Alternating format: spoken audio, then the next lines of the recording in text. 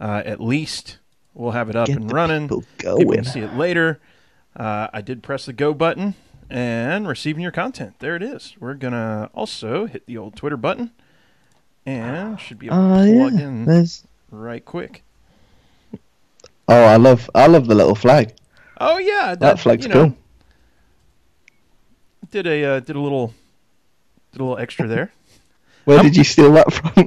That is straight from Wikipedia, both of them. Oh, very nice. And they're way bigger than that, so they scale down pretty poorly. So that's why the American flag, like the stars are all kind of messed up. So it looks like 2-bit instead of like 8-bit or 16. It looks like 2-bit. So I mean, props to the UK flag for the Union Jack to scale properly. Where 50 stars on there is a little bit tough when you only have like 40 pixels to work with. So, let's see here. We got at least a couple people watching. What's up, y'all?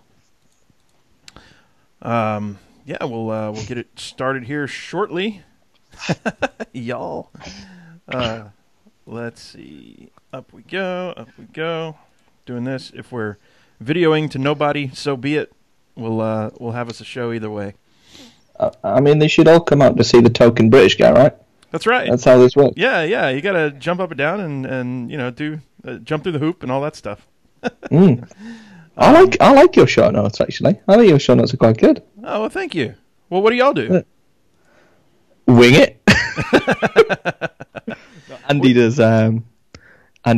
He does the show notes. I don't get to see him, so that I can't make up any pre-content. Okay. So I can't. I don't. So what you're hearing is my, that is me, 100% me, without any sort of fabrication or anything. That is just me. Yeah. So.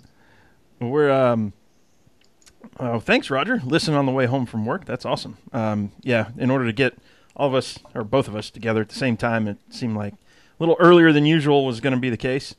What was I gonna say? I can't remember. But you come to the show with like, with I would say some sort of notes though, because usually you're bringing up some cool stuff. I have no notes, none whatsoever. I've got zero. Whatever I discuss is literally off cuff. Are you like looking it up as you go? Is that it? The only thing I have up is the results from the race. That's the only thing I have up. Other than that, I just Andy takes the lead and he sort of throws content, and I'm opinionated anyway, so it's like I'm just batting off subjects left, right, and Chelsea, and I'll throw curveballs at him, and he'll try and hit him off, and it's usual nonsense. So perfect. Well, we like nonsense, so that's it. We'll be good there. Well, I don't have anything else to pre-show about. I mean, you've been on the show before, you know how it works and all that mess, and we'll do the. I'll do the read and all that. I'll just have you on, whatnot. I don't know. I haven't really figured out how I'm going to do it yet, so it'll probably suck, but we'll figure it out.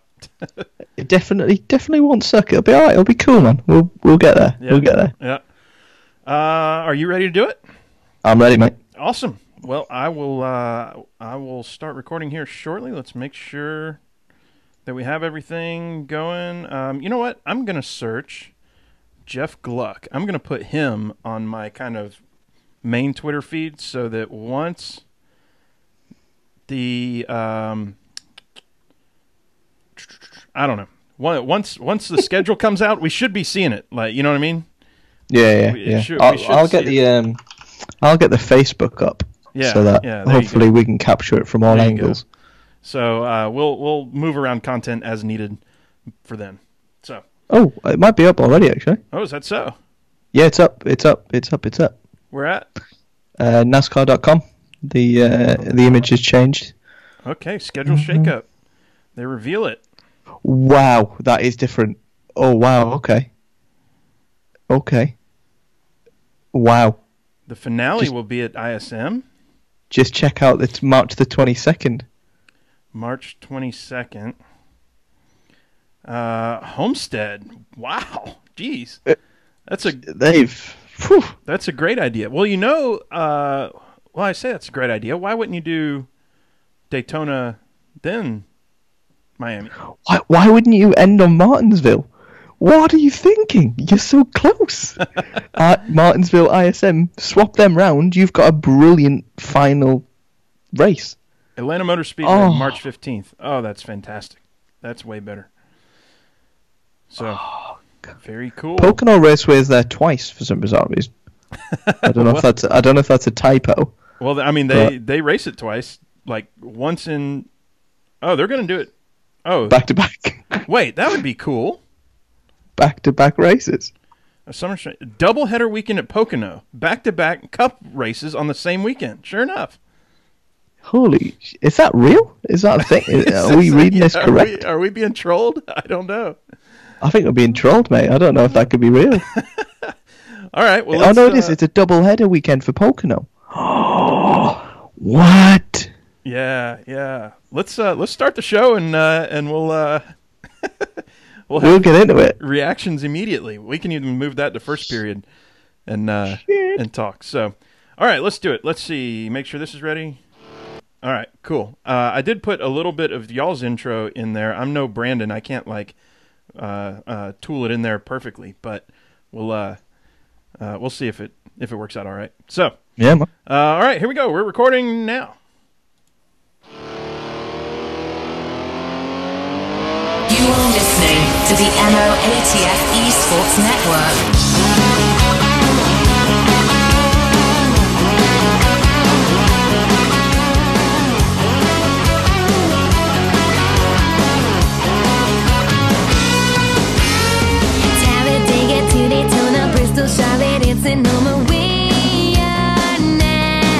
Welcome, y'all!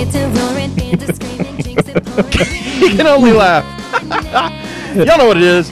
This is a PETM Racing Podcast, episode number 188. It's Tuesday, March 26, 2019. I'm Tailgate Mayor Rusty Wallace. I am all alone in the PETM Podcast studio because today is the first ever Swapcast. I've got David from MOATF Podcast on the line.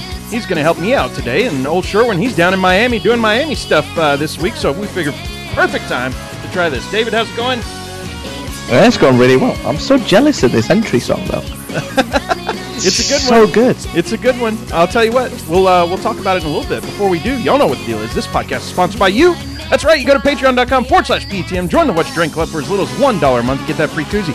Best part is, every cent in 2019, we're donating to sponsoring drivers. So join the PETM Posse today and be a part of the sport you love. This week's show, it is brought to you by our official sponsors at the $5 and up per month level. Here we go.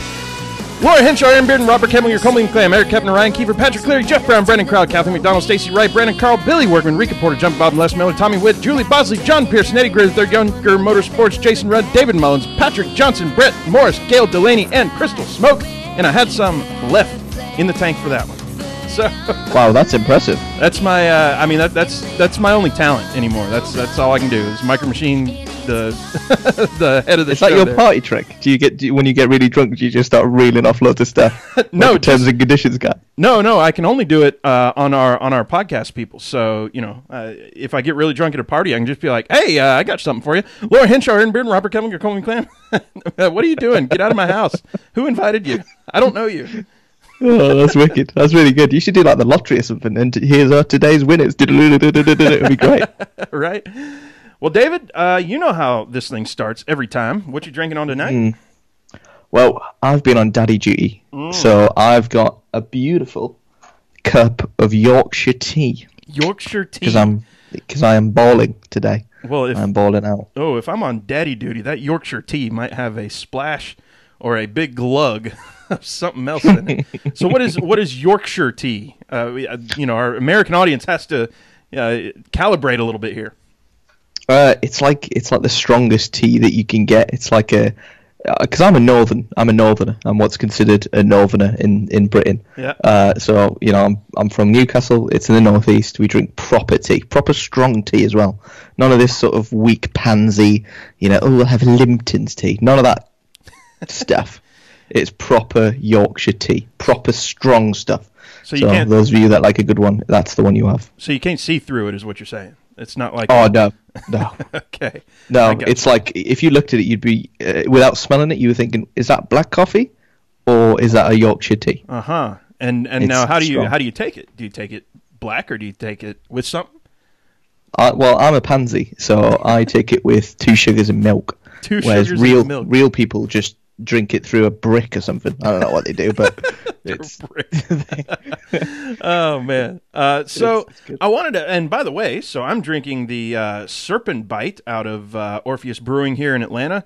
Their dry hopped sour ale. It's pretty tasty stuff. That was a can. There's the beer, and I've got on deck a Guinness. So with St. Paddy's Day being over with, I guess 9 days ago now, all the corned beef was on sale at our local grocery store, so I went in there and got corned beef, cabbage, and potatoes and Guinness. So we're going to have us a St. Paddy's Day belated by 9 days or whatever.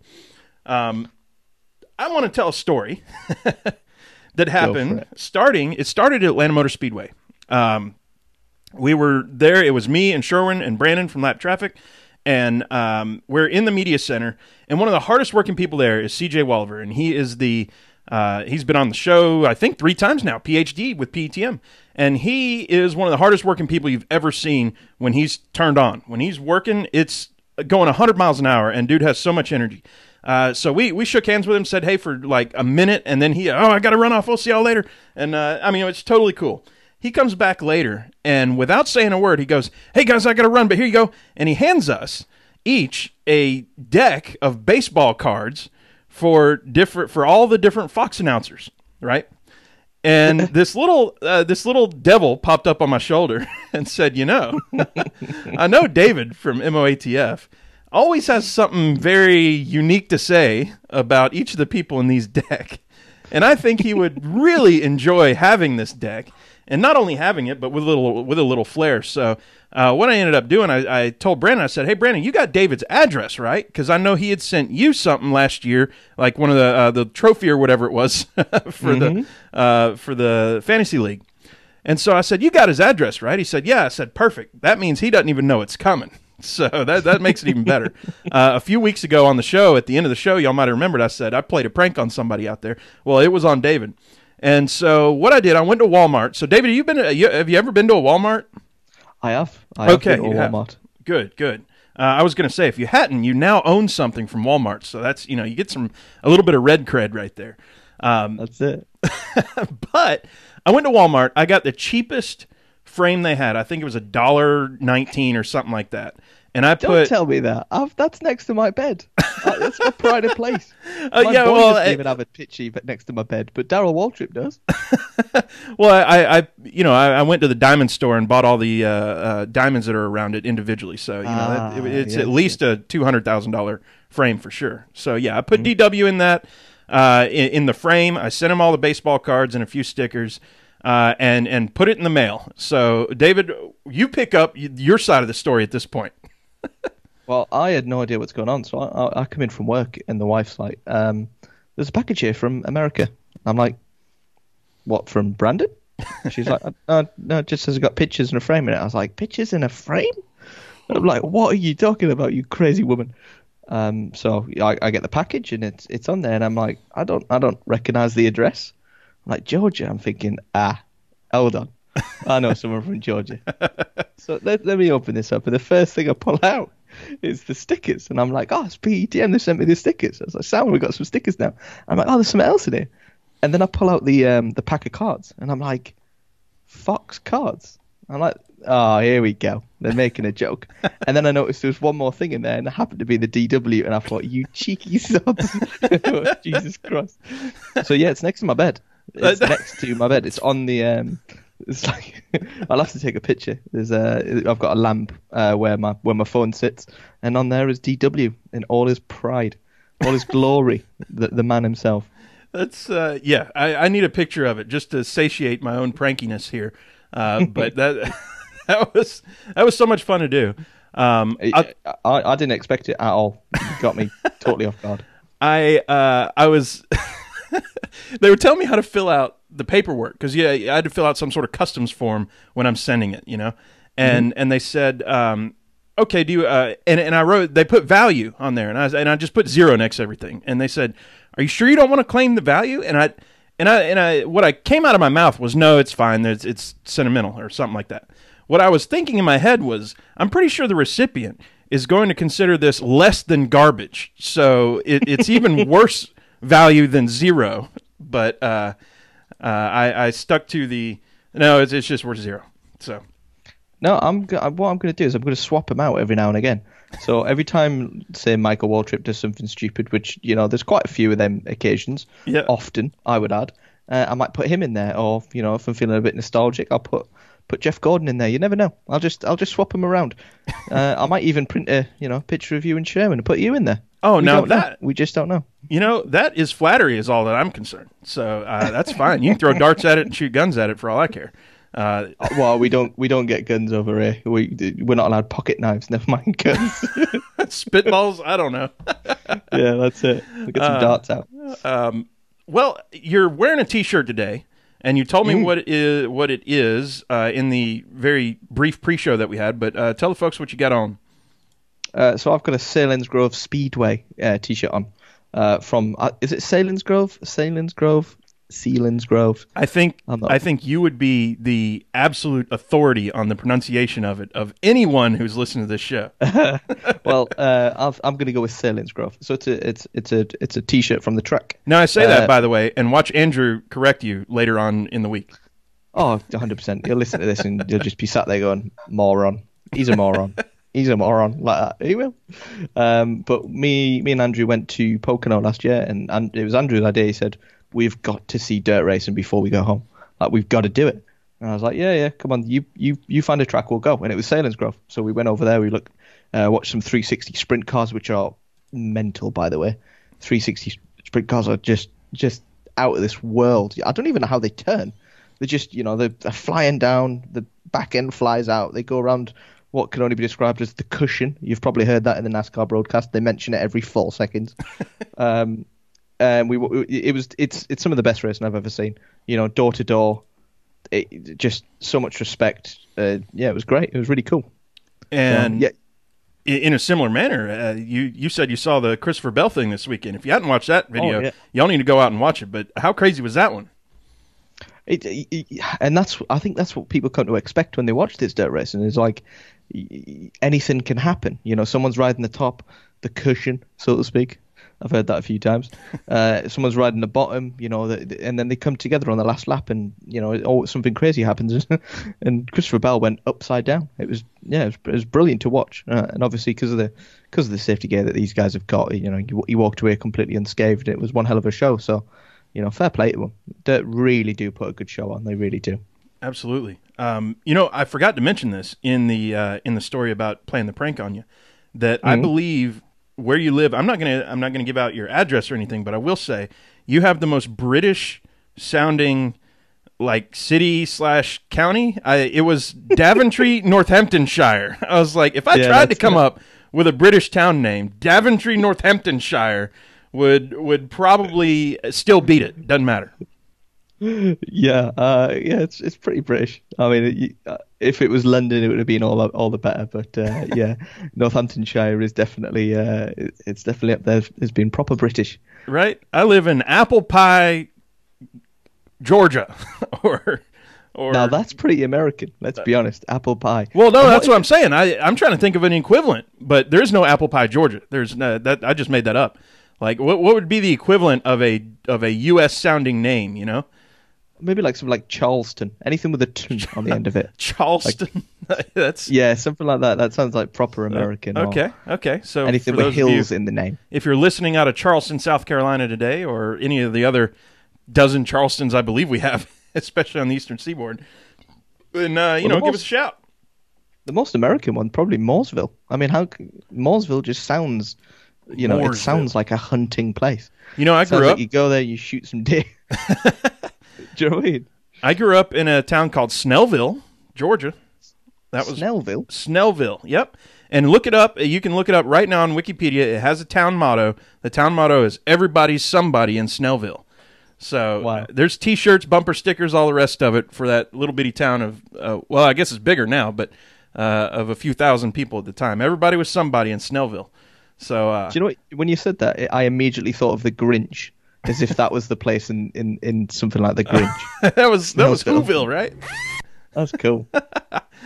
Well, you might have heard me accidentally hit the button there, but we might as well hit the button and go ahead and start to tear it down. let's go ahead and talk about NASCAR a little bit.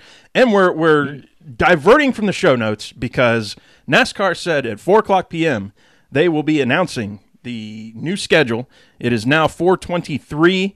We were poring over it right before the show started, and there are some surprises, David. Yeah, massive surprises. Absolutely out of this world surprises. I can't believe it, to be honest. So give us your first thoughts here. What's your biggest surprise? Let's start there. I can't believe the Daytona's on February the 16th. I can't believe it.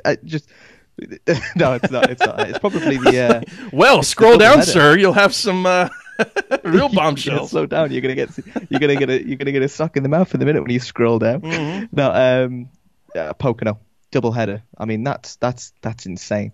Can you imagine a back-to-back winner? Do you know what I mean? That's an incredible feat for anybody, and I think drivers should aim for that. A doubleheader, a double win, same weekend. It's mental. It's crazy. I absolutely love what they've done here. They have you remember the two Pocono races were 6 weeks apart. We'll see later this year, but there's like one in June and one later in June, or one in June and one in July, or one in June and maybe it's like late June and early August or something. But something like 6 weeks apart, and they said, well, if we're going to have them so close, might as well put them on back-to-back days, y'all. Saturday, June 27th, Sunday, June 28th, 2 cup races at Pocono, back-to-back. That's going to be, how about this? That's going to be the hottest ticket in NASCAR next year, I believe. So somewhere that I think has been maybe fledging to have some attendance lately. I want to go. I feel like I'm already in, and I need to make my plane flights. We went obviously last year, and the PR guy there's offered us press badges for next time. Oh, that's fantastic. And now there's a doubleheader. Well, he's a sponsor now too on the for the PETM podcast for the PETM posse. So yeah, he's a super cool guy. Hey, maybe we all make it up there, huh? I'd love to go again. Pocono was great. The racing was really good. We got to meet a couple of the PETM posse up there. Fantastic. It was good actually, really good. Well, what's the name of the MOATF groupies? Do you have? We've got the Empire. The Empire. Okay. We are the Empire. I was thinking the meth heads. No. Yeah, the crackers, whatever, the Brits, limeys, yeah, we get it all.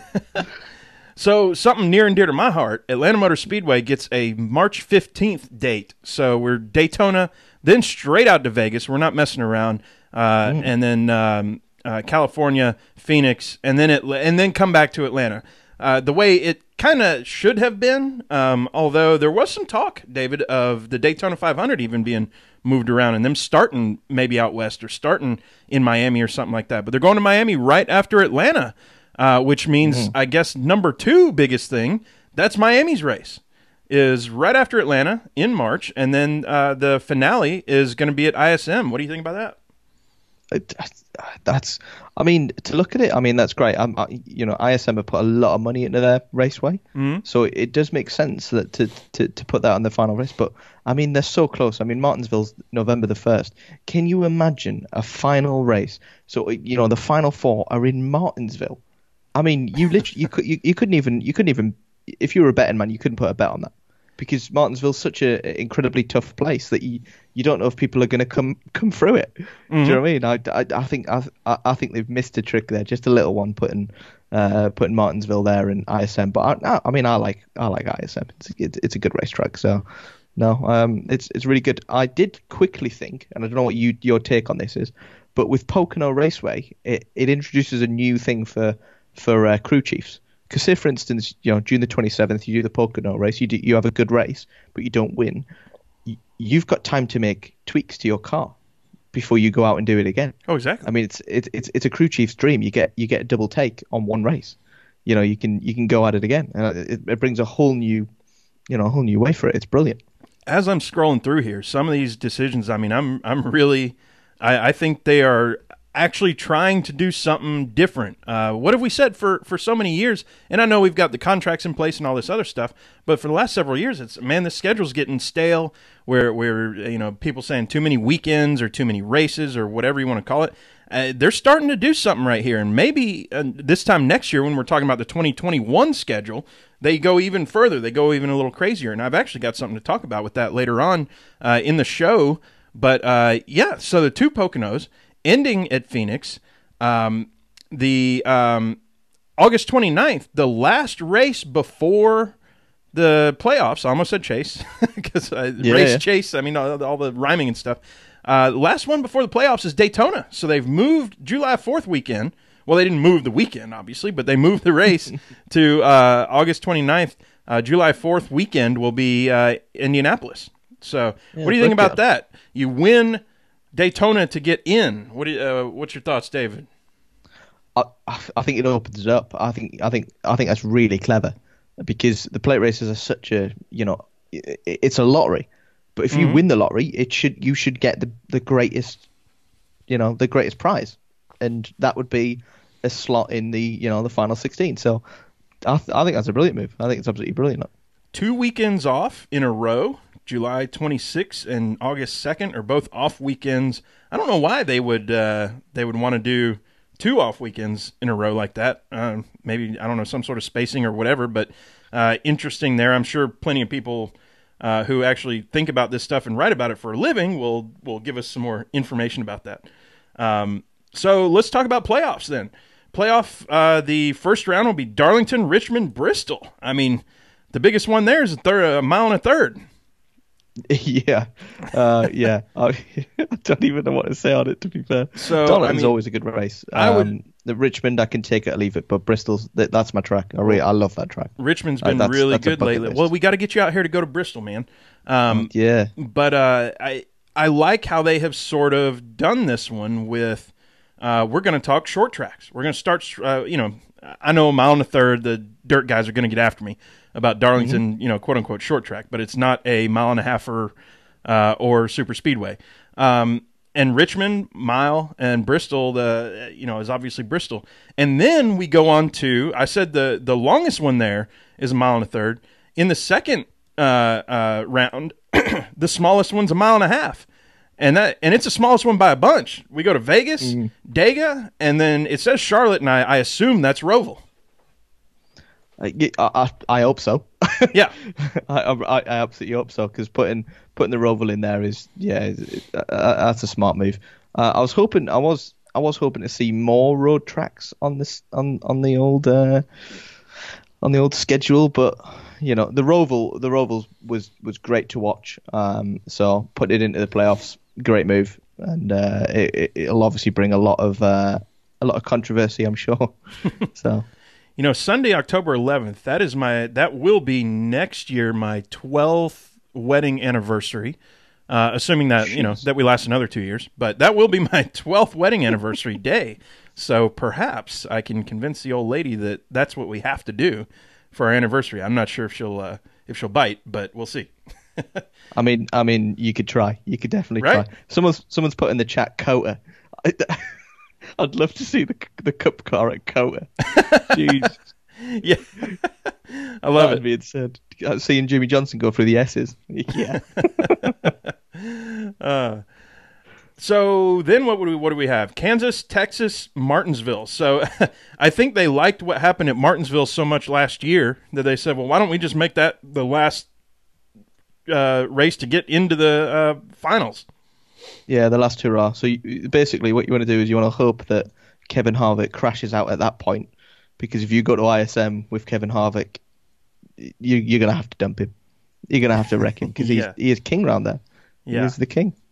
I would say, too, November 1st at Martinsville, that's not a very warm time of year for Martinsville. We're hitting the other end of starting the cold weather / winter time stuff, so we'll see how that works out, because before it was 4 or 5 weeks earlier. So we'll see. And it snowed the last time as well. It snowed the day before, if you remember. Yeah. So I mean, they're playing with. I was about to say they're playing with fire, but they're not. They're playing with snow. They're playing with snow. I can't remember. Was that the spring race or the? I'm not sure. It was race? one of them. One of them definitely. Sure. Snow. Sure. So yeah, big surprises all the way around. Bristol Saturday, September 19th. So they're moving away from their traditional August race and going into September. I think that's fine. It was always really hot, so maybe it'll cool off a little bit. I can see some of these, mid-August ones: Michigan, Watkins Glen, Dover, staying up north a little bit, and even. I mean, I know it. Who knows in June, July? It just gets hot everywhere. But when you're looking through June, Michigan, Sonoma, Chicago, Pocono, Indy, Kentucky, New Hampshire. I haven't named anything below the Mason-Dixon line yet. So that's. Do you know, I've heard of that, the Mason-Dixon line, on numerous songs. I have no idea what it means. So the Mason-Dixon line, for now, what it means is Rusty never wants to move north of this line because it's too cold. It's way too cold. Anything north of Mason-Dixon line, but it was the line where south of that line you could own slaves and north of that line you couldn't. So that was some sort of, I don't know, compromise between two dudes named Mason and Dixon, I guess. But that was the line drawn, pretty much halfway through the country. So it's a good barometer for where north versus south is. I'm not sure it's a good barometer. Nowadays it's I don't know, like I'm trying to think of other things that are kind of like, am I allowed to say that? Like like Mexican standoff. Are we allowed to use that anymore? Is it Yeah, well, yeah. The Mexican standoff's a real thing. Yeah. I mean, is that PC still? I think so. Yeah. So I don't know. I don't know if Mason-Dixon line is still PC, but I'm going to keep using it. I don't care. Yeah, don't worry about it. Well, there it is, y'all. The schedule, and go look at it. I mean, shoot, there's things all over the place. Darlington, they left. It looks like the Labor Day weekend, so that's good. Yeah, just looking at this, I mean, I can't be anything but excited because all I've been asking is for something different. They're doing something different. I've been asking for, let's get Atlanta Motor Speedway just in at least a little bit more warmer weather. Although I did get sunburned this last time, like legit because it was hot. But that was a fluke February deal. So we got that back in mid-March, and that looks like that's going to be right around, that's going to be the weekend that you celebrate St. Paddy's Day, which is where it used to be 6 or 8 years ago, maybe 8 or 10 years ago now, I can't remember. But it is also the site of the worst hangover I've ever had was St. Patrick's Day weekend. Me and a buddy got in the truck and just put on the heater because it was cold outside and stared at each other going, I don't know, should I just drive this truck into the lake right in front of us and just end this misery? And we were close. We were very close. So, the worst ever hangover I ever had was obviously a lot of the listeners who listen to us, and I'm sure the people that listen to both of us know that obviously I was in the forces, and on my 18th birthday they made me drink. They had a pint glass. They filled it up 3/4 with absinthe, which is just filthy stuff, and then topped it up with apple sours and then lager, and then I downed the whole thing. I didn't even make it out the room. Like I was just KO'd. That was me out of it. They actually took me to the guard room, and they were checking on me every 10 minutes, making sure I didn't die. It was that bad. I was in a clip. That was not a good way. That one doesn't even make sense, right? This isn't like drinking for fun or drinking for. This is just drinking to make you miserable. They were like, "You're 18. You can handle this, right?" Like, yeah, of course, mate. You just give me 90% alcohol. Don't worry about it. I'm sure my blood can take it. Yeah, not a problem. Yeah. Ridiculous. I nearly died. Well, we'll move on to second period then. And I'm swapping around first and second period here.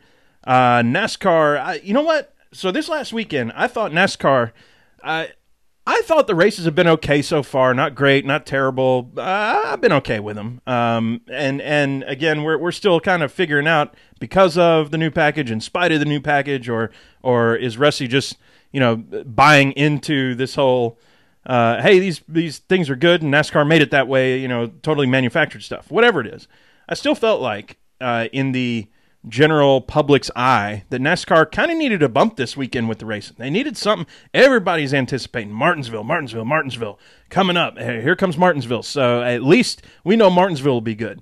David, do you think that they got that bump that they were looking for? I'm going to go with no. I mean, I've discussed this at length, and and you're probably the same because we're podcasters and we. I think most people follow their driver, so it's very dependent whether their driver does well or not. If Kyle Busch wins, for me, I'm very happy about it. If he doesn't, then it's up or down. But for podcasters, because we're looking at the whole race as a whole, and we're trying to pick out interesting snippets to talk about, is that we kind of take all of it in. And I spend most of my time between watching the race, being on Instagram, being on Twitter, seeing what Reddit is saying. So for me, the whole racing experience is a lot more than just what's presented on TV. But I feel like that's the bit that lets it down. It just, for me, it obviously we say it all the time. Not every race can be a classic, but we still haven't had a classic yet. We haven't had a race when we've gone, gee, that was a great race. That was cool. That this happened or that happened. There's been no wrecks. There's been sort of no real to and fro, and there's not like a rivalry going on that we can put our fingers on and go, oh, that's really cool to watch right now. There just doesn't seem to be anything going on other than the racing. I mean, the racing's really clean and it's interesting to watch. But do you get a sense that something more is about it at the minute other than just what's going on track? I mean, it's not there. I think that I would agree with you that they didn't get the bump that they needed. I think this was spring Martinsville. I mean, look at last year, spring Martinsville. Nothing too great. It was fine.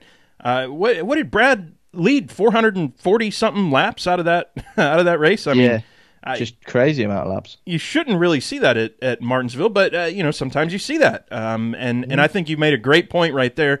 Not all races are classic.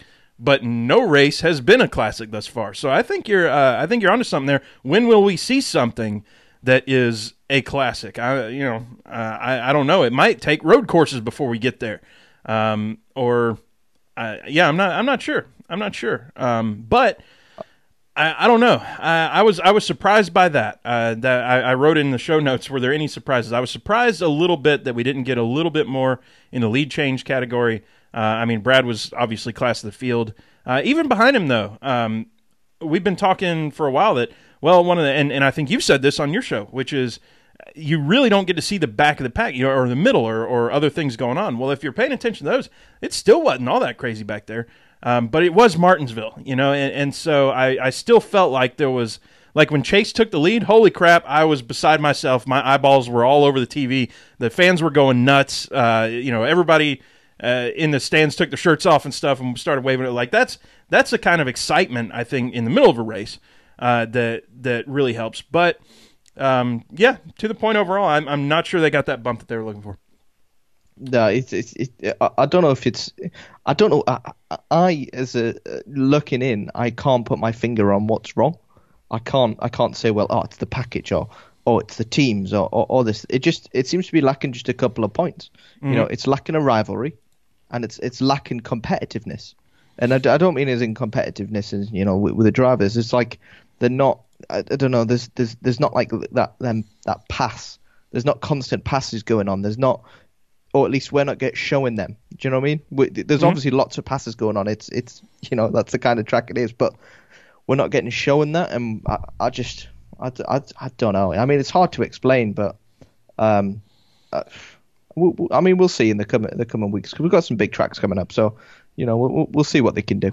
So Chase gets second. He's a third. It's a third time this year that a Chevy has finished in the top five. The other two times were Kurt Busch. I think everybody's going to say the same thing. Is this a turnaround? Are we seeing more out of Chevy? What does this mean for Chase? Blah, blah, blah, blah, blah. I'm not sure it means anything too important yet. I mean, Chase is good at Martinsville. So there you go.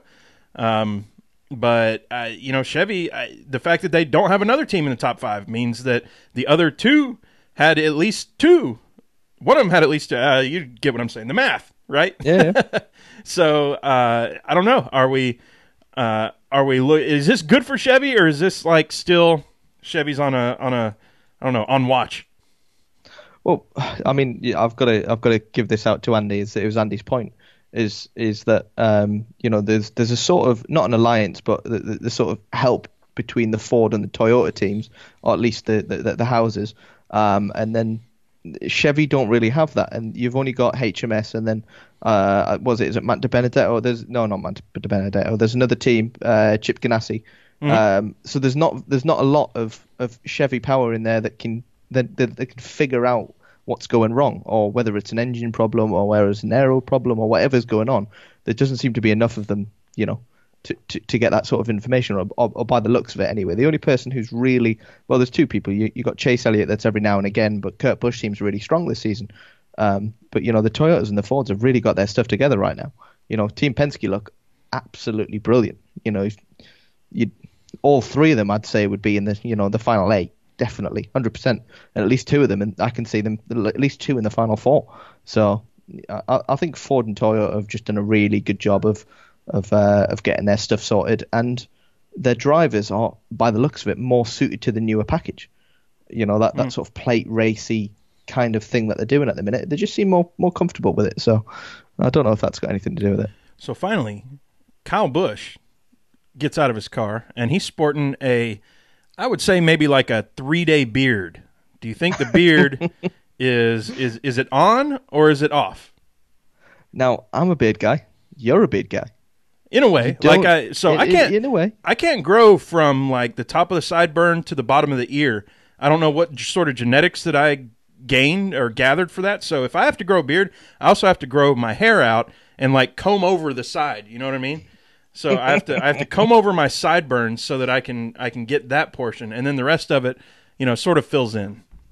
Nice. I mean, I look like a French dude. Like, my beard doesn't connect on the corners. So I just look like I've got a mustache and some sort of weird bicycle chin strap, which is a bit weird. But that you can't just rock a 3-day non-shaven. He should have planned this. He should have prepped this. He should have been doing this in the off season, leading up to the start of the year, and then he would have had something that doesn't look like bum fluff. Do you know what I mean? I do. Yeah. It looks ridiculous. He looks like a preschooler. He looks just stupid.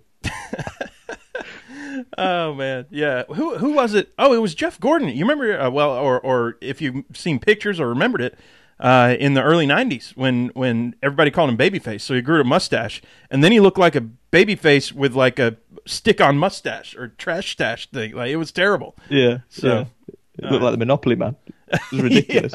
Yeah. Good on him for, I don't know, realizing like that whole, I don't know, the hatred that people had for him, it got worse. It didn't make it any better. So that was definitely a gaffe in the facial hair area. Third period, qualifying. So last week, I think the funniest thing, it's one of those what if questions. Well, what if this happens? What if that happens? What if all 12 cars in the final qualifying don't actually turn a lap before time is up? What happens then? And that happened. So totally unexpected, weird, but sometimes these what if scenarios happen. And so this week they're saying if you don't finish that lap, we don't go to like what you were before in the previous round. We're just going to say you're going to the back of the field. So they're trying to figure that out. They're also trying to figure out cars being staged a little differently so they don't block each other in, so that nobody's sandbagging or whatever, trying to keep anybody else from going out. Like if you're the front 2 cars and everybody else is behind you, you can just wait until the very end, I guess, to go out, and nobody else can really complete a lap, can they? No, you're absolutely right. I mean, I like the new qualifying. I mean, it's better than the old one, but I think a combination would be better. I think that you do group qualifying until you get the final sort of 10 to 15, and then you do a super pole, and you let them go out one lap. And they do an out lap and one lap, and that's it. They're done. I think you bring the best of both worlds in.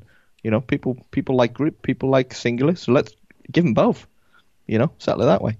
So for me, I'll tell you what, I'm going a different direction. I really liked the old qualifying when they changed it to new qualifying, I guess I was indifferent. Like, whatever. I think as long as we have seen the new qualifying, I'm still not sure it's any better than the old, and I would say it's not. I remember, so when we first started going to races, you pretty much you buy your weekend ticket, and then you always get qualifying for free. Yeah, we'll just give you a ticket for qualifying. We used to go to qualifying because you sit there, you're watching the guys come around, you're seeing if they're hitting the line, if they're made the corner or whatever, and there's some drama to that. And you sit there, you drink beer, you hang out for a while. You don't even have to have your headphones on or anything because it's just one car at a time, and they disappear around the corner when you're in Atlanta. Not disappear, but the sound disappears, and you get to watch one after the other, and then you're looking up at the scoreboard, see where they went, and cheer or boo or whatever. I'm trying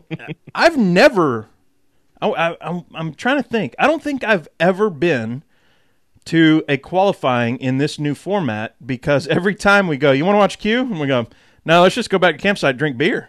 I've certainly watched it on TV, but I hadn't watched it live just because it doesn't even intrigue me at all to go watch it. It's kind of like practice, I guess. It feels like it's another practice session, except this time, whatever order that the practice order is, that's how we're going to qualify, or that's how we're going to roll on Sunday.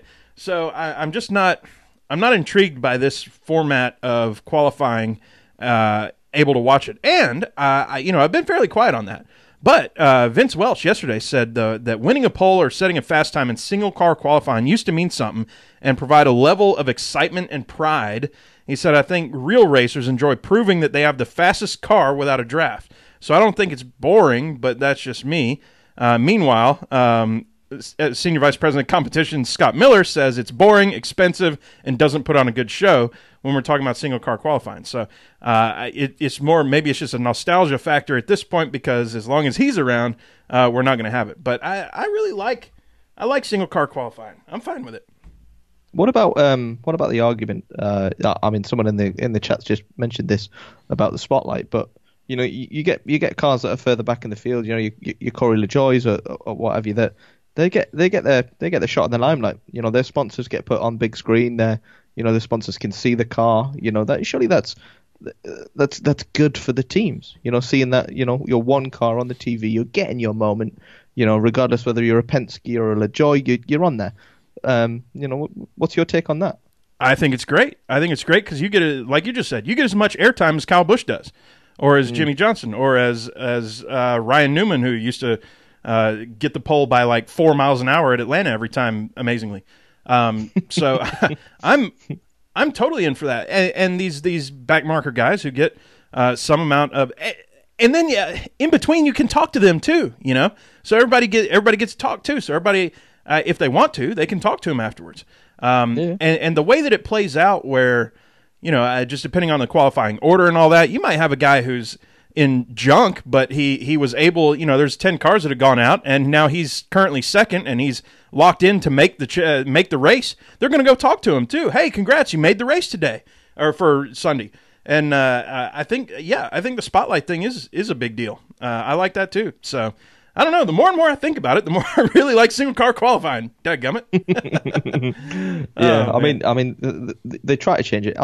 You've got to give credit where credit's due, and NASCAR at least trying to change things is a good thing. They're going to make mistakes, they're going to make bad calls, but at least they're willing to try and change things, whether it's qualifying, the race, the package, whatever. At least they're changing stuff, which is it's good. It's a step in the right direction, even if it's the wrong way. I think a lot of people, their change is I haven't chopped my arm off today. Let's change that. And then now you're sitting there with no left arm going, well, that wasn't such a great change. And let's just stick it back on. Let's just, try to get the stump to match up. Whatever. No, you've killed it.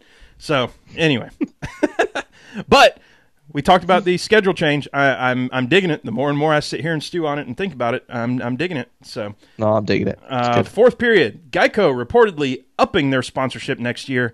Rumors swirling they might be the next title sponsor. What do you think about the NASCAR? I can't even think about Geico Cup or the Geico NASCAR Cup series. Yeah, the Geico insurance, home insurance, cat insurance, dog insurance, NASCAR, reptile insurance, and anti-peak. Yeah, governor. I don't know. It's going to be cool, but my response to that is as long as a sponsor is sponsoring NASCAR, I don't care who it is, because as long as there's someone there keeping this sport going and making sure that that it still keeps going and we get the best entertainment possible. I don't care who sponsors it, but any sponsor is a good sponsor, and Geico have been doing they've sponsored bits of NASCAR for a long time, so whether it's cars or the restart zone or what have you. So they've obviously got an interest in it, and fair play to them. I'm glad that people like Geico and all these big companies are stepping up and really sort of sponsoring these series so that we can watch it and whinge about it every week. That's right. I agree. I saw a stat that said Geico has spent more money on advertising than anybody else. They spent $11 million. I don't remember who was second, but they were $10 million. So Geico actually is the biggest, again, advertising sponsor with NASCAR. So it does make sense for them to re-up and possibly be the next one. I'm with you in that. You know what? Now that we're in the Sprint Cup, Monster Cup, Geico Cup, once we're into those, we're in deep. Yeah, I've just read as Sarah just put in there, the Gecko Girls, and that made me laugh. Oh, that's very funny, Sarah. I don't know that the Gecko Girls would. Well, if you didn't know what Monster was, and they said, Monster's going to sponsor NASCAR. Okay, who are they? Well, they got the Monster Girls. I don't know if I want to think about Monster Girls. So, you know what? Gecko Girls, let's do it. 100%. I agree with the Gecko Girls. That should be definitely the name. The Gecko Girls. Fifth period, Charles Bradley from motorsport.com reporting that the 2021 Gen 7 car, this is what I was alluding to earlier, it's aimed at two things: more manufacturers and a different schedule. First off, saying that it could double the number of manufacturers that want to come in because the cost is less prohibitive. We're talking about more stock stuff. That's something that, I keep saying that as much as we talk about, or as much as we might hate the less horsepower, I'm okay with the less horsepower in that it's closer to a crate engine or closer to a stock engine. Let's figure out how to mess with downforce to counteract that. But I'm okay with that part. But so this 2021 Gen 7 car aimed at getting more manufacturers in for that, and also, like I said, a different schedule. So we see how the schedule shakeup has just happened. Maybe there's an option there for different tracks, different, dare I say, surfaces for a cup race. Roger says on their return of Dodge ? I'll tell you what. I'd be open to that. I think Dodge. I started NASCAR fandom as a Dodge fan, and I think everybody else who makes a truck, right? So Ford, Chevy, Toyota, Dodge. I think Nissan could come in and probably not piss people off or anything. I'm trying to think of other manufacturers. So I want a Dacia car in here. I'm calling it. I want Dacia in here. That'd be hilarious. Or a Peugeot, little French Peugeot. That'd be lovely. Little French cars running around. That'd really piss on people's cornflakes, wouldn't it? You'd have to have a guy with your mustache running around in it too. Absolutely. Was it from sponsored by cheese? Talladega Nights, just Formula. I like sponsored by cheese too. By the way, not even a brand, nothing. Just the general cheese. Just gotta be just a big bottle of champagne on the side. No, we're not sponsored by champagne, but we just got a big bottle on the side. Don't worry about it. No problem. Manufacturers and schedule. What do you think about that? Expanding those two things. I'm all up for more manufacturers. I think more manufacturers, the better. It just brings a new lease of life, brings a new sort of side to it, and probably more money as well, which is the main thing. Money makes the world go around. So I'm well up for that. It'd be interesting to see who comes in. I mean, NASCAR's it's not a new sport. It's a fairly mature sport now. So it'd be interesting to see who comes into it and for what reasons. And then the schedule. I mean, I'm all up for schedule change. I mean, the 2020 stuff's great. So more road courses in 2021 would be brilliant. Less cookie cutout, I think you guys call it. Less mile and a half, more something different. even a dirt track. Chuck in a dirt track. There we go. Right? Different surface, pretty question cool. mark. Now, you said we call it cookie cutter. What is the British way? Is it biscuit cutter or something, or what's the... Well, it'd just be like a Play-Doh track, we'd call it. Okay. Play-Doh. Because I don't know, do you guys have Play-Doh over there? Oh, absolutely. You know, that stuff's edible. Wow. We'd say like is that made out of Play-Doh or something similar to that. So okay. I'm not saying, I'm just saying in a pinch, or if it's a Tuesday night and it's Play-Doh night, you just just chuck your stuff back. If it's green, I mean they're always talking about you should have more greens. So bit of green Play-Doh, roll it in a bowl, chuck that back. Bit of Jack Daniels to silver it down, it'll be fine. Fine. That's Breakfast Champions. Roger says Elmer's glue is also edible, so you can just have a feast. Oh, that's disgusting. That's so bad. Oh man, I prefer the mac and cheese from the man there. Into recess. Do y'all get? I know you don't get the commercials, during the race, but have you seen like the Tiny Harvick commercial with Mobil 1 where he's really little bitty, maybe 3 or 4 inches tall, whatever. I don't know what that is in centimeters, like 100. Who knows? But he's. I know what 3 inches looks like. Don't worry about that. I know what 3 inches. Very familiar. That's your search term in a particular sector of the internet. I'm with the lower inches. I'm familiar with the higher ones. I don't know what you're talking about, but yeah, I can picture 3 inches. So he's like 3 or 4 inches tall, and he's standing on the hood of a car telling somebody Mobil 1 stuff. Well, he's back again with another commercial, and there's Tiny Boyer too. So Boyer is like 4 inches tall. I watched the commercial. Actually, it's pretty funny. So we've got Tiny Harvick, Tiny Boyer. Who else do you think should be tiny-fied? Daniel Suarez. Maybe doing like a rock bottom to someone. I like it.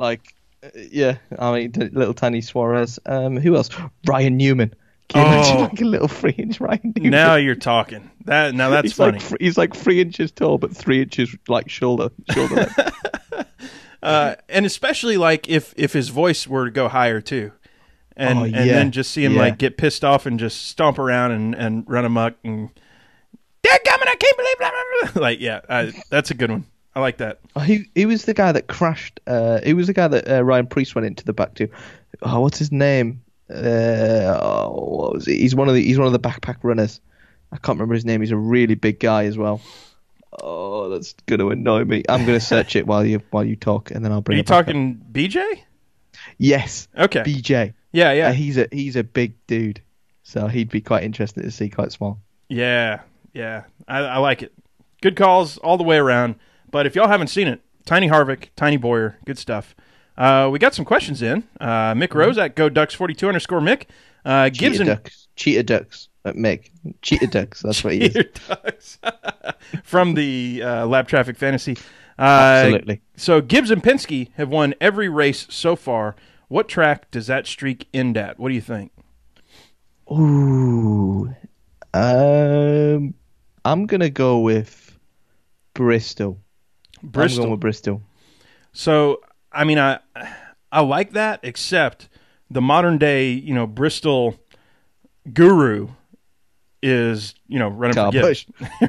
Right. So yeah, it's Kyle Busch. That's tough. I don't see how you could pick Texas. I mean, Texas is just like Vegas, just like Atlanta. I'm not even sure if we'll see a Chevy in the top 5 unless something happens, or unless Kurt Busch gets a wild hair.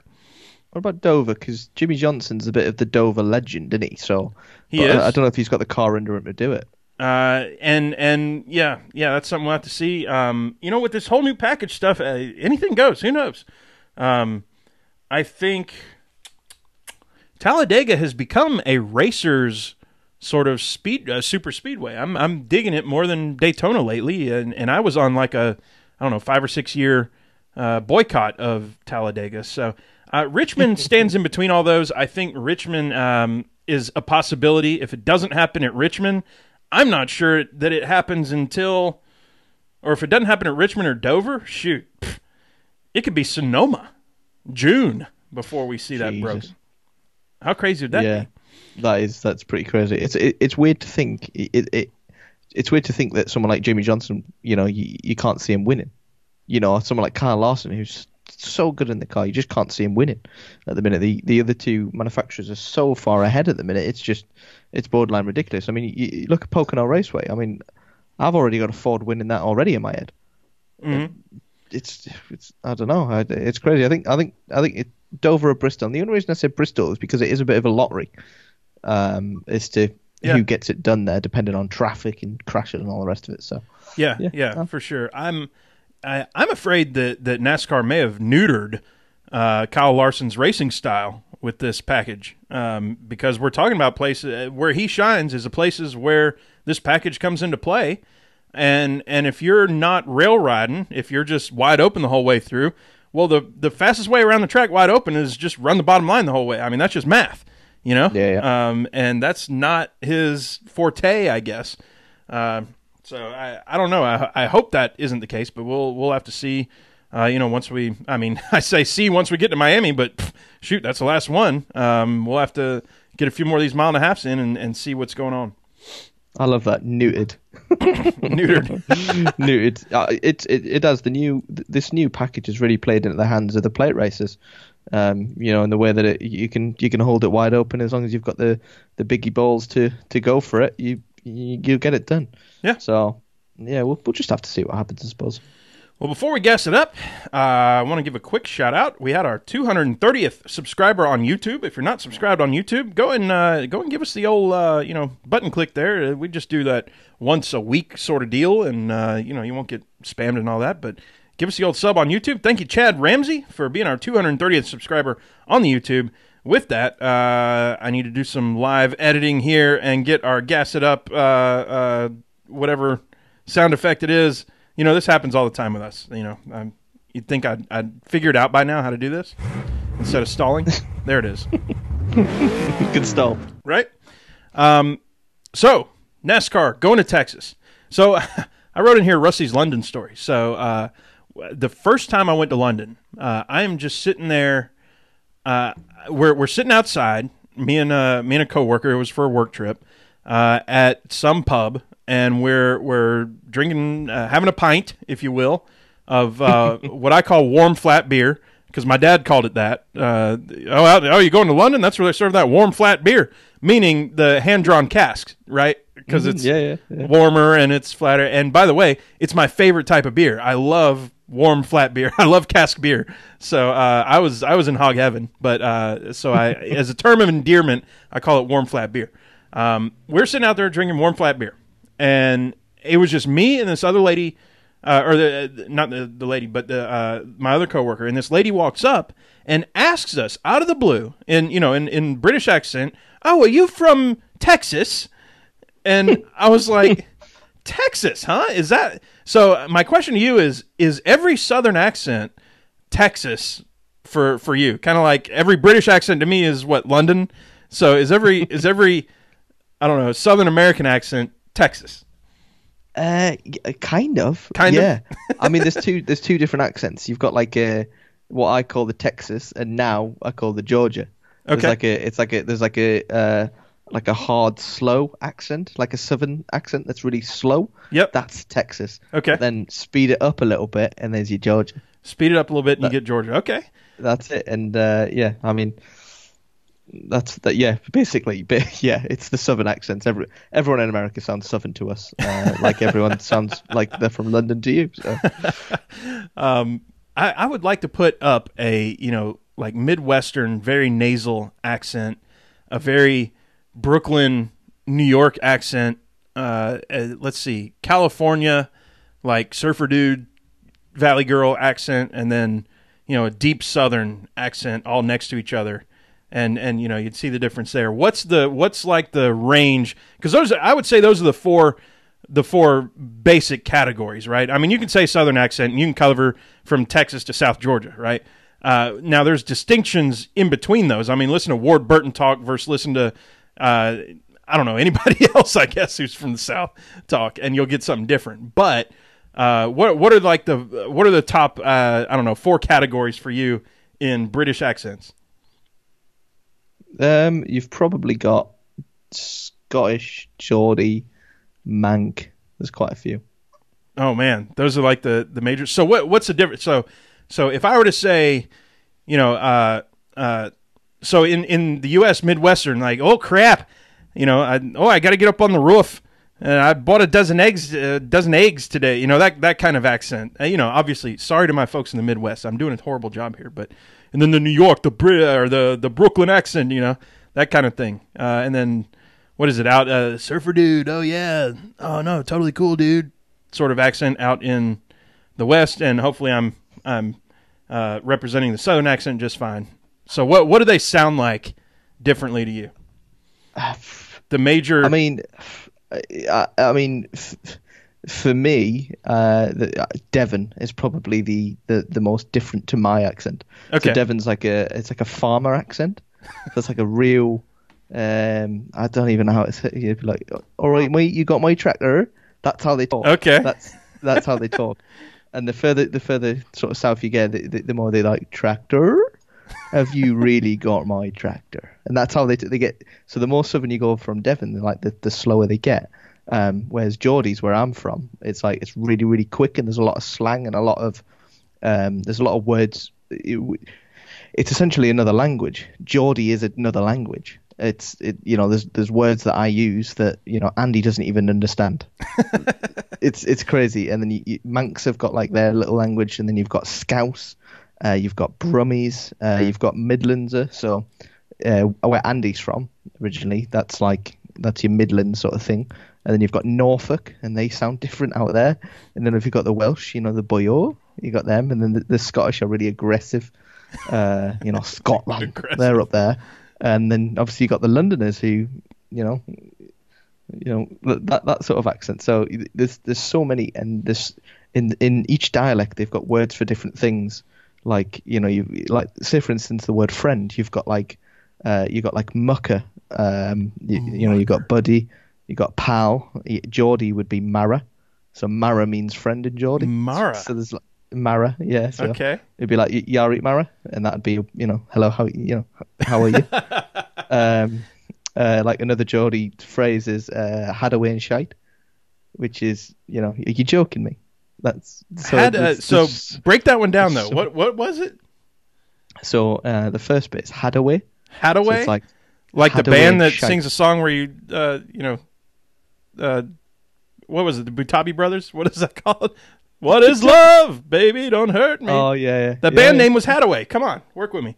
Oh yeah. No, you're right there. Yeah. So you got Hadaway, which is like okay, you're joking, and then sort of Hadaway and shite. So obviously there's a swear word on there. Okay. Hadaway and shite. You're joking me, mate. I like it how just a common phrase has to have the cuss word in it too. Hadaway shite. Oh, absolutely. The British way is to swear after every word. So this is me trying really hard not to swear.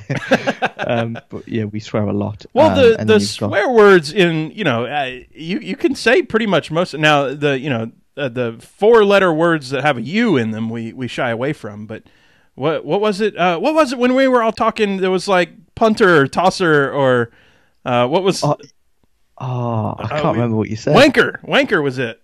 Oh yeah, wanker. That's not even a cuss word. That's just a silly. See, the British are weird with their insults. Mm-hmm. So, for instance, like there's certain words that we use that have no meaning, have no substance behind them. So, one of the words is the C word, which in America is a terrible word. Like if you say that out and about, people will look at you and they will scour at you. Right. You can't say that word. But here, we call our friends it. Yeah. Like it's totally different. Like swearing so like part of the culture now that to really upset someone, swearing is just mute to people here. You can swear all you want. It's mute. Like it doesn't matter to us. That's funny. So I think just a-hole in the U.S. like, or maybe it's a Southern thing. What's up, a-hole or butthole? We'll say, hey, what's up, butthole? That's kind of the term of endearment. If I were to call somebody the C word, it would be like, hey, everything all right? Like you don't just bust that out, right? Yeah, like yeah. See here we do. We do. Like I call pretty much everyone that I work with a moron. Okay. like, I'm like, what are you doing now, moron? What are you doing now, moron? It's like, it's not offensive. They know I don't mean it in any sort of that sort of way.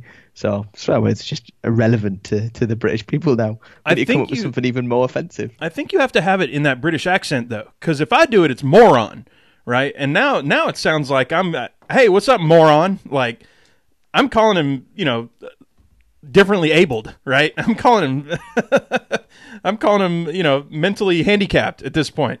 So, there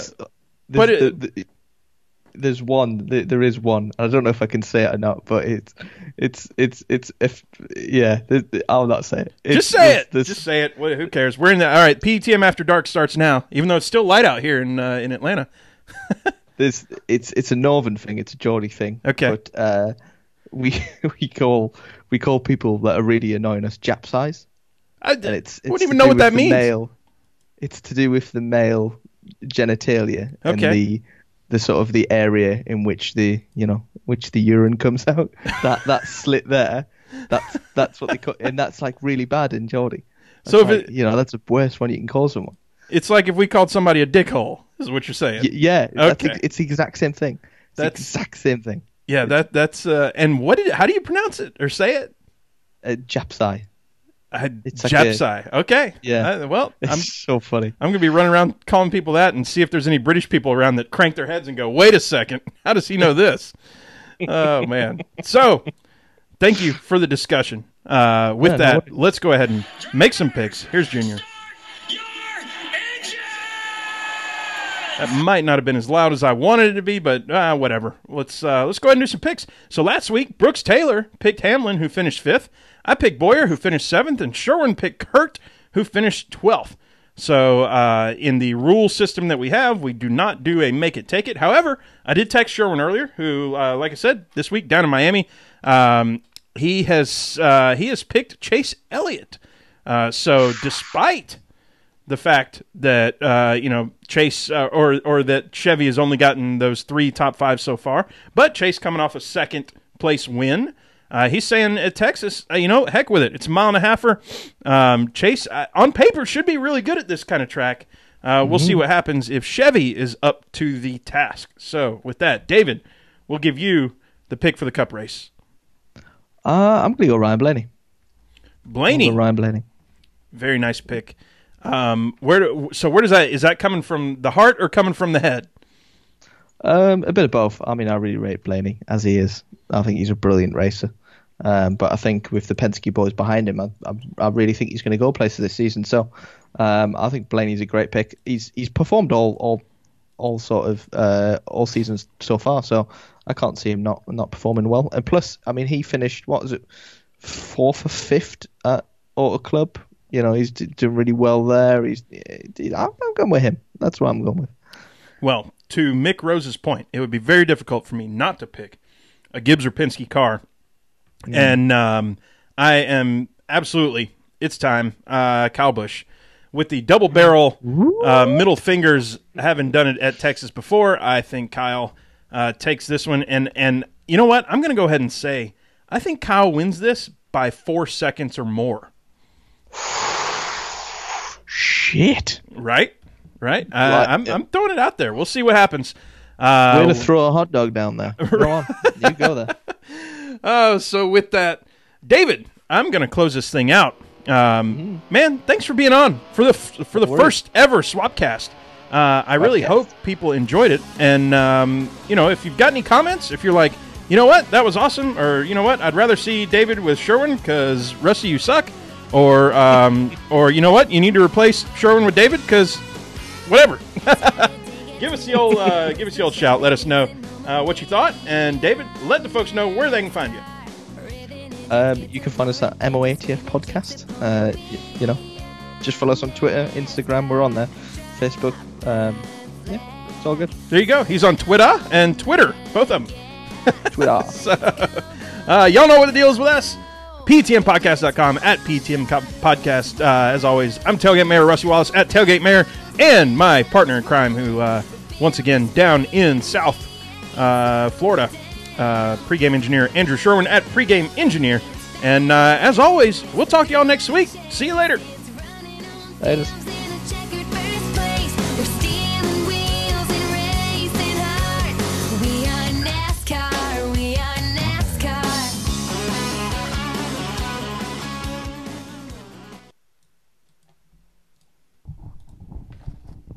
And recording is over, still live on YouTube. Thanks, David. That's such a cool theme tune. Isn't it?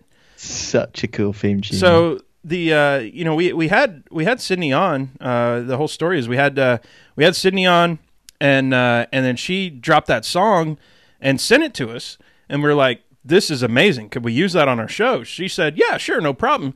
And I think up and coming artists do this sometimes, where they tell us we can use it, but they're not the only ones who own the rights to that music. You know what I mean? Like there's all kinds of like labels and records and blah blah blah blah blah. And no, we don't want that out in the general public and yada yada yada. But if you're just a kind of independent artist and you ask, hey, can I use your song? And they say, yeah, sure, no problem. Then that's fine. So she came back to us a couple months later, and she's like, you know what, some stuff's going on. If y'all don't mind not using it for a bit, and I mean, we're super grateful and thankful and all that. And we're like, yeah, no problem. We'll take it off and use our old song that was totally like, what do they call it? DRM free. Yeah. And so, and then she came back a few weeks later and said, you know what? I've talked it over with some people. Yeah, just feel free to use it. And, use it to your heart's content. And I was like, we were both like, that is amazing. That's awesome of her. So Sydney Lett, she's awesome. And it was just a stroke of luck, I would say, that we were able to meet her and get to know her and become friends and all that. And then her, be able to do that type of thing. She did not, she didn't record it for us, obviously. Otherwise, there's no PETM in there, but, it's such a cool deal. So. No, we got a guy that we knew, sort of one of our iRacing. So obviously that we run an iRacing team, or I run the iRacing team. Obviously, yep. Me and Andy are part of it. We own it. But one of our guys, his son is a musician, and we were like, we need music that is copyright free. So let's hook up, sort of thing. And he just made the song. He just made the guitar solo for it. Uh-huh. And he's like, 50 quid and it's yours. And we're like, sound, here's 50 quid. He's like, yeah, you own the rights to it, everything. We were like, sound, this is going to be it. It's going to be our music, so we own it forever. So we've got the rights to it. It's great. But fair play to him for doing that, man. But who's the lady on there? On yours, like that was done. There's a company that do voiceovers. So they like, you send them what you want to do, and they'll do any sort of voiceovers. They send you stuff back and you approve it, and there you go. It's really cool. Just a little company, a little Radio Shack. So they did all the shout out sort of stuff. It's really simple. I mean, it meant that us two idiots didn't have to do it, really. I mean, and props again to Brandon over at Lap Traffic, who did all his his voiceover stuff at the beginning. That's all him. He did it all. So that's Jesus, very impressive. And then when he had Sherwin on for, like, I'll call it kind of a half Swapcast kind of thing, he like combined the two songs. It was incredible. It was like a DJ that actually did them. So I don't know what to say other than that was really neato. What they were. He's really good at that. Obviously when he sort of started doing the show by himself, we were both, me and Andy were like, how is that going to work? Because two people, like, it works really, really well. You've got, like, you can bounce off each other, but he slid into the role so well, it's ridiculous. He's just like a DJ on the radio. It's so cool. Yeah, he's great. So, well, with that, I'm going to shut down the YouTube. Thank you, everybody, for joining us. Hope you had fun. Once again, if you enjoyed it, let us know. And we'll talk to you all next time.